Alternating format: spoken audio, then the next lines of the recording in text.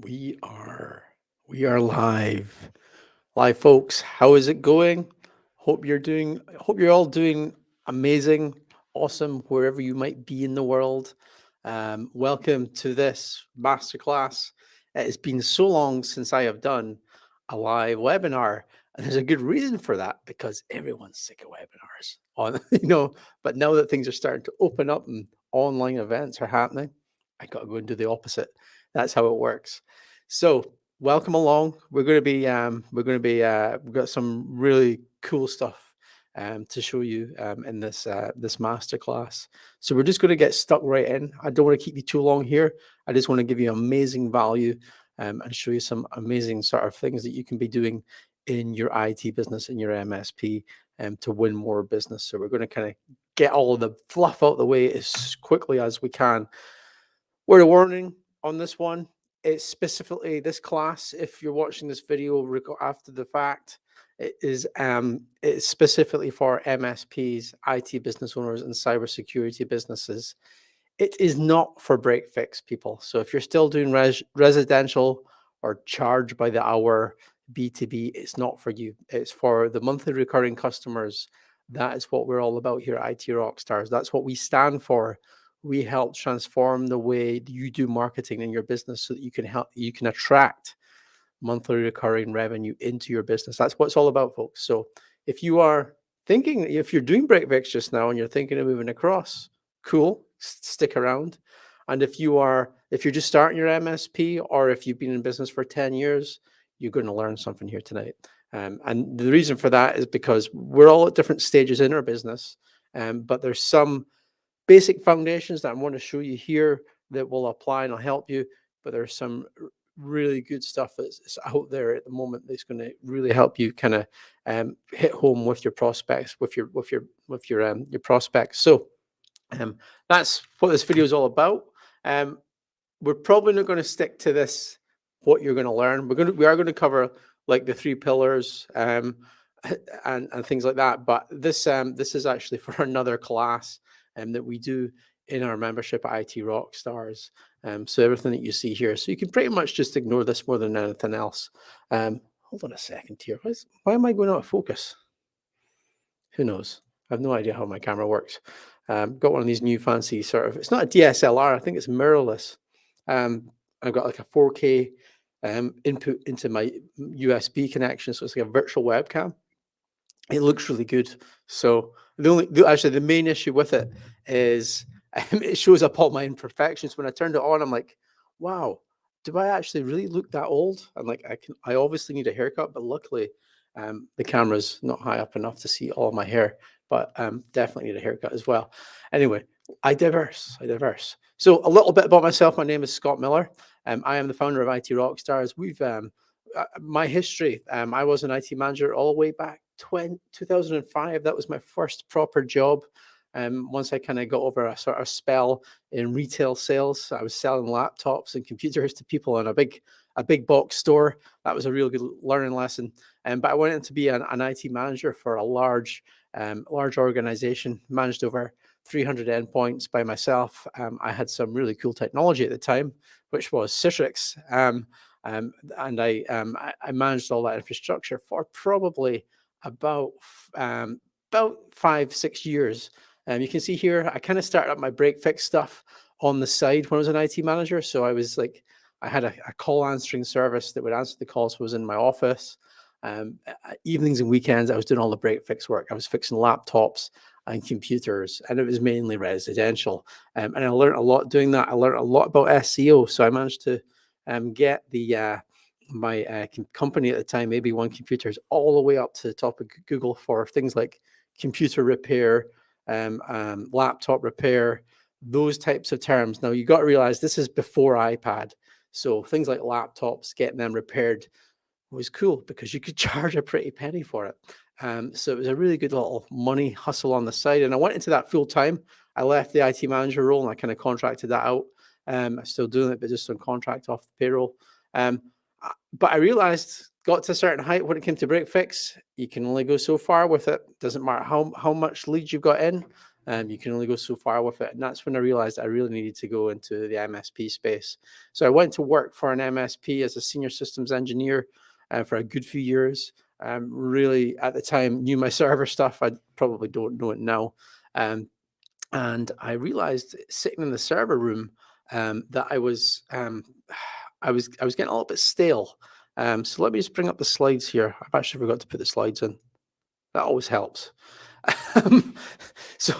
Um, yeah, I was getting a little bit stale when it came to being an engineer. And the reason for this is I was looking at my competitors, not my competitors, my colleagues at the time. They were 5, 10 years older than myself. And I realized that you could only get so far technically in an MSP. You could get, because that third line, the guy or the girl that all of the other engineers go to when they're just stuck, they can't find the answer in Google. They've asked the other members of the team, let's ask this guy. The problem with that is there's a salary ceiling that you can't get past. However, looking at the owner of the MSP and another sales guy in the MSP at the time, like, these guys earn a lot more than that really senior technical guy. And, for me to get to that seniority, that top guy, that's going to take another 10, 15 years to get to. However, these sales guys, I went right past them when it came to income. And I realized right then, I was like, okay, what I'm going to have to do is go into sales. Oh my God, I so did not want to do that. I had to force myself. I'm quite happy. I am an engineer at heart. I love all of this technical stuff, setting up all the, I've got the streams and all that, and the camera and the mic. I'm technical. However, I realized I had to start doing sales. So that's a little bit about myself. I soon, a few years into that sales role, realized that I could sell. Okay, I'm going to set up my own MSP. And that's exactly what I did. And then I realized into that, probably about 6 months into it, I did not want to work. I did not want to run an MSP. It's too much hard work. And the fact is, I wanted to follow my passion and my dream. And I had this hobby, which was SEO at the time, and it earned me quite a lot of money previously as side gigs. And I thought I can apply what I've learned in my break fix days and my affiliate days in SEO into the MSP space, because one of the biggest pain points I had of being an MSP and doing sales for other MSPs was generating the leads, getting people to speak to me about the technology solutions that I provided. It was a huge pain point. And I know for you guys and girls, it still is a pain point. That's what we solve in the marketplace here.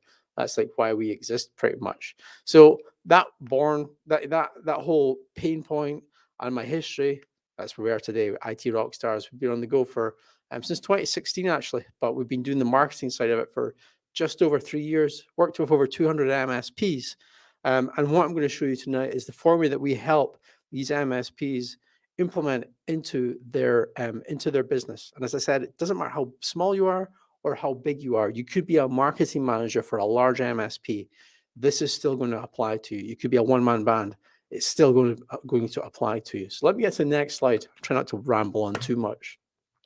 These are the 3 pillars of MSP marketing. You ask any expert out there, any guru, anyone that's been in the space for long enough, these are the 3 things that they're going to all agree on. Okay. The first thing is to build an audience of followers. And I'm not just talking about your Twitter followers, your Instagram followers, your LinkedIn followers, not that type of audience. I'm just talking about having a presence online, the local business community where your prospects hang out.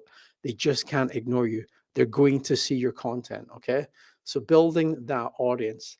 Second pillar is educating that audience. So that is all about publishing premium articles and content that's going to attract them in to your sphere of influence and make you become the technology leader, okay? And that's exactly what I'm doing here right now. I'm applying these same methods in you. I'm building an audience here, wherever you're watching this.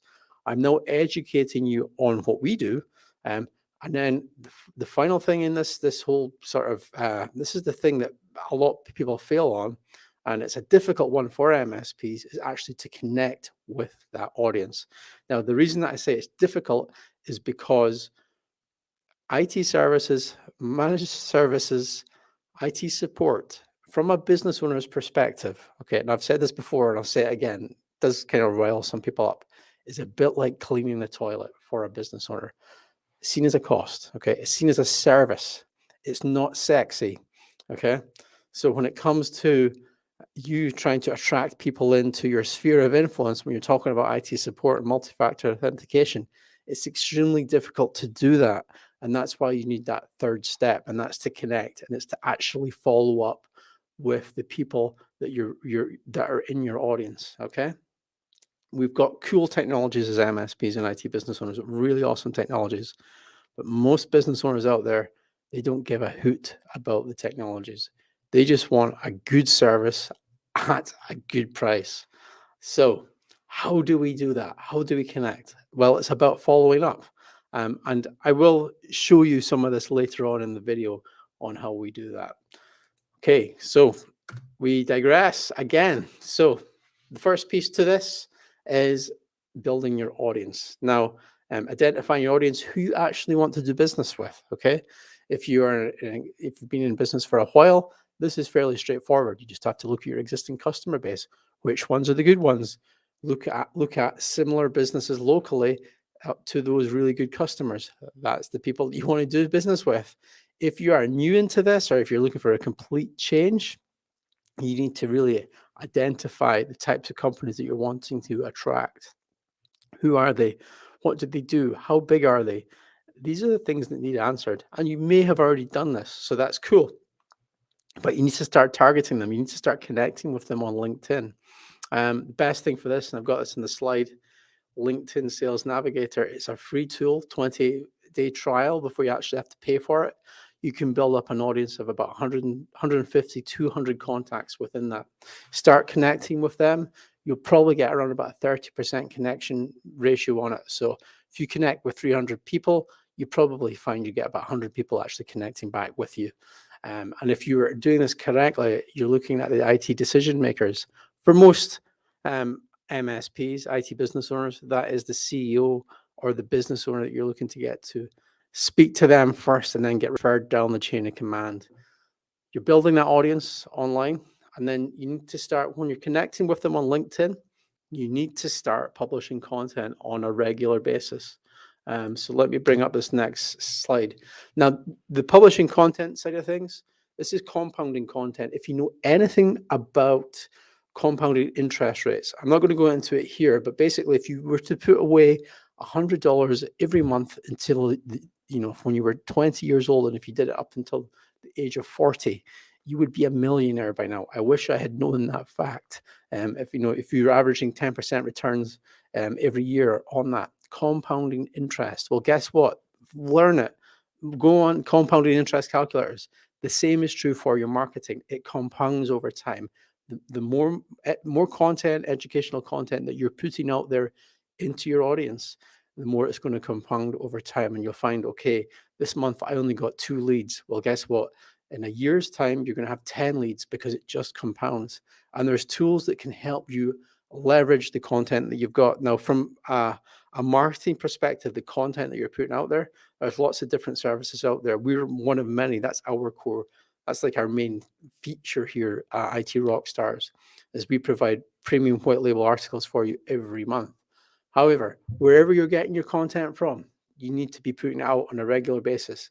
As I say, there's tools that will help you amplify that content across your social media channels, and not only amplify it once. So it's like you put that piece of content out and then it gets amplified once. No, this tool, the one that I'm referring to, that I will show you in the membership, it will actually amplify it over a rolling 365-day period. So that one blog post that you've maybe written, or you've downloaded from somewhere, or you've acquired, or you've paid a writer to get done, that can be repurposed over the course of a whole 12-month period. And it means when you start doing this on a regular basis, if you're putting out an article every week, over time, that will compound. And as I say, you'll get the traffic back to your site where you can actually start to work it. Next slide. Let me go here. Now, this is the cool stuff you need to know about. And that last piece on getting the traffic back to your site, the number one hack I have for you when it comes to marketing your IT business, your MSP right now, hardly any of your competitors are doing this.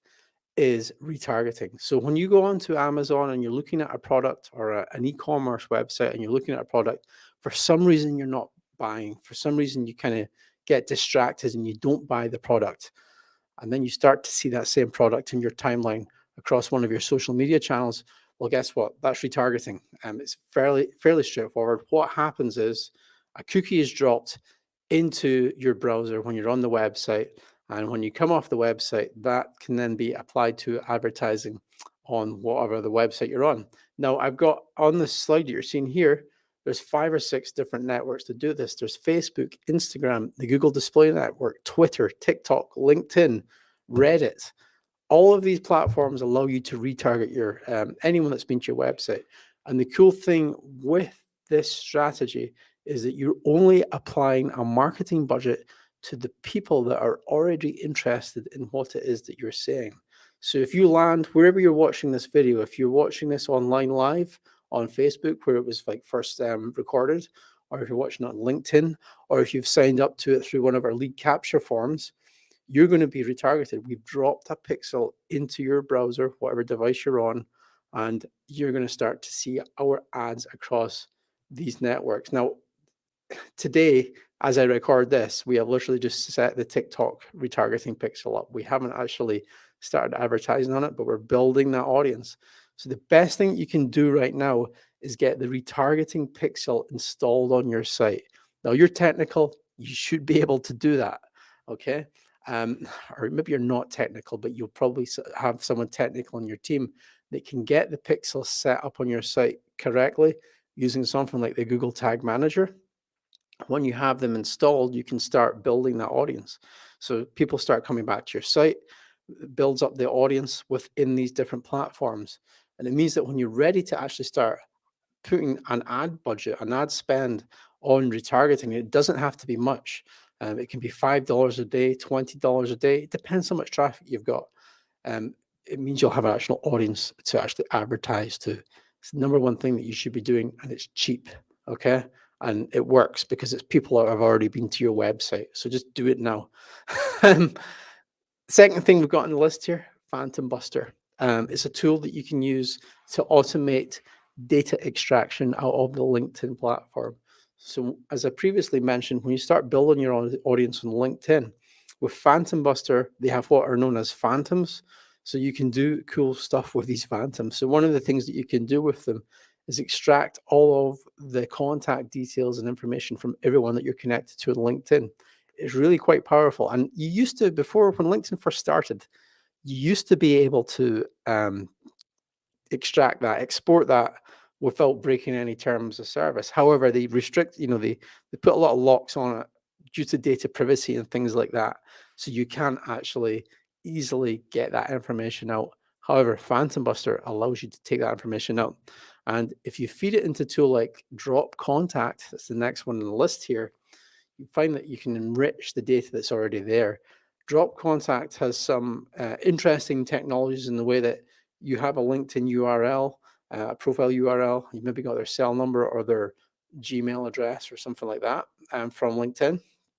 It will fill out the rest of information about that contact, and you can start applying marketing to that. So the way that we show this within our within IT Rockstars is you connect with the prospects on LinkedIn that you've targeted, and I would suggest that you actually build this list yourself, as in decide who it is that you want to do business with. Then you extract the data out of LinkedIn and enrich it, and then you can start advertising to that audience across all of these platforms that I'm showing you now. In addition to that, using a direct mail strategy. So there's the online strategy where we're retargeting them, but then there's the offline strategy of actually sending them items in the mail. And that comes to our last bit. So they're basically they're seeing your advertisements online, they're getting your stuff in the mail, and then the last bit is actually to follow up with them. And as I mentioned before, like cleaning that toilet, you are going to have to follow up to them. You're either going to have to pay someone to pick up the phone and set appointments for all of that list, or you're going to have to speak to them yourself. The way that I do this in my business, I email them directly. I don't like blast an email to everyone. I email them directly, say, hey, did you get that thing in the mail that we sent you? Um, then I'll give them a call. And I've probably got their cell phone number because I've enriched the data on drop contact.